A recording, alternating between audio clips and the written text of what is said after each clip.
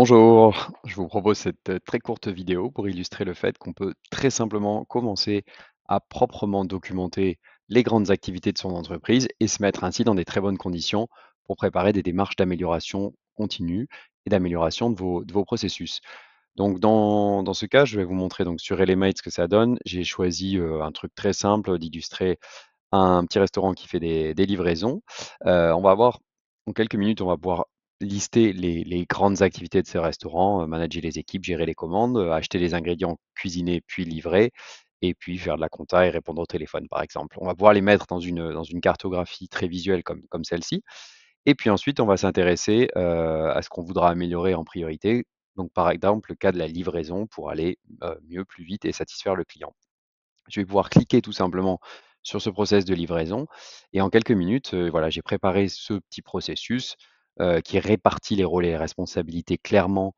entre le préparateur de la commande et le livreur, donc qui reçoit le plat, qui peut l'emballer, vérifier une première fois l'adresse, donner au livreur qui va livrer. Si tout se passe bien, il fait signer, le client et il clôture la commande et il peut y avoir des scénarios où voilà, la personne n'est pas à l'adresse, donc on fait une 2e validation ici, et on peut rajouter tout un tas de choses et de risques et de façons de contrôler la bonne exécution de ce processus. Ce qui est intéressant, c'est que voilà, on a un processus visuel, que l'on peut montrer, que l'on peut expliquer à la fois aux préparateurs et aux livreurs pour qu'ils sachent ce qu'ils ont à faire et bah, sur Elemate, ce qui est intéressant, c'est qu'en plus de ce processus, on va pouvoir aller regarder, par exemple, les technologies dont on a besoin. Donc en l'occurrence ici, un scooter, pour le livreur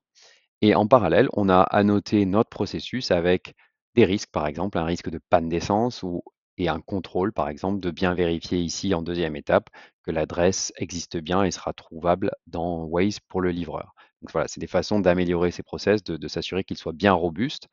et comme je le précisais dans ce petit post LinkedIn, on va pouvoir rajouter des éléments comme des indicateurs ou des éléments de mesure, donc la satisfaction client ou mesurer une durée de livraison inférieure à 15 minutes. Ce que ça signifie, c'est que quand on conçoit le process, il faut réfléchir à pouvoir chronométrer la livraison, à pouvoir récupérer un indice de satisfaction client pour derrière pouvoir faire des statistiques et s'améliorer. Tout ça, ça se fait à la conception du processus au début, mais après, eh bien, au fil de l'eau, on va pouvoir remonter des idées, des améliorations. Le gros avantage d'avoir documenté ces process, c'est quand on commence la réflexion, on a ce que vous avez sous les yeux qui permet d'animer la discussion, contrairement à, devoir se, réunir, se retrouver face à une feuille blanche ou un tableau blanc et recommencer à chaque fois à zéro, au risque d'oublier certaines choses que l'on aurait déjà, heu, sur lesquelles on aurait déjà travaillé. Voilà, je vous remercie.